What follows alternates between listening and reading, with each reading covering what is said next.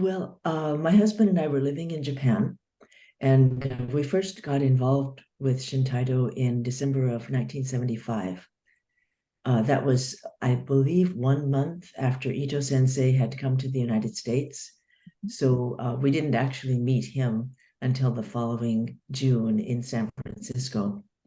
But we started with Shintaido as absolute beginners. We thought we were fit, but we were not. And also, most of the original people in Shintaido and most of the people when we started practicing too, kind of the second generation, they were very physically proficient. And we were, a kind word would be average, I think, on our physical skill and our physical, hand-eye coordination. I remember people, I think the word your other left hand, I think that expression was probably coined for me because the teachers would just look at me and say, no, Leah, that's the other hand. See, all the rest of us are using the other hand. And I said, oh, right. Oh, got it. But I'd forget it again because that wasn't my skill set. But it was an amazing group and amazingly friendly and kind. And they pulled us in and we never got out. I had never imagined, not only experienced, but imagined that there could be such a connection among people. And it was, for me, it was really cross-cultural because the Japanese knew how to connect at some levels that the Westerners, we had no idea. And then the Westerners could do things that the Japanese had no idea, like in terms of opening. So it was very mutually, what do you call it when things build on themselves, build on each other? Symbiotic. Yeah, we were more than the sum of our parts, and that excited me so much that I went on, even as a not physically particularly gifted person, but very stubborn. I went on to become a Shintaido instructor and finally a senior instructor about 20 years after I started.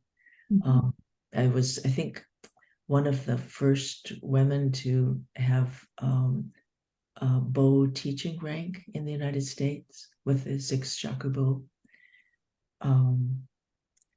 And I developed quite a bit of expertise teaching beginners because I figured I knew from experience any mistake that they made, I'd already made. So I pretty much knew how to dig the beginners out of their confusions and help.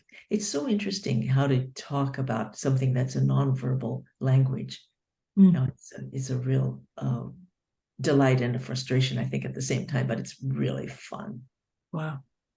Well, I went to Japan as a college student in 1968, and I began learning the Japanese language then, and we returned in 1971. I taught English for quite a while and continued studying Japanese in private lessons in a private Japanese school until I thought I was very proficient, but I was just ready to get started actually learning Japanese as a reader. Then I began working in the field of translation, and I was a translator of mostly technical documents from Japanese into English when we first met the Shintaido group in 1975. As a result of, there weren't very many foreigners who could say more than a few words in Japanese at that time in Shintaido. So I interpreted for Aoki Sensei a lot, especially at Gashikus and sometimes at major meetings and sometimes at his home when he would give impromptu lectures on Sunday after Keiko or at the nights at the Rakutenkai was still pretty active then. So we were kind of not members, but peripheral participants in that group. And I remember one of the highlights of my interpreting experience was Aoki Sensei was talking about the value of training your abdominal muscles. And I translated it as abs of steel. The Americans in the group were just overwhelmed at my incredible proficiency, but actually I made it up. Aoki Sensei thought it was funny. So secrets of behind the scenes interpreters. That's lovely. I now work as a medical writer. With primarily Japanese clients, I help them get their materials published in English language medical journals. Good.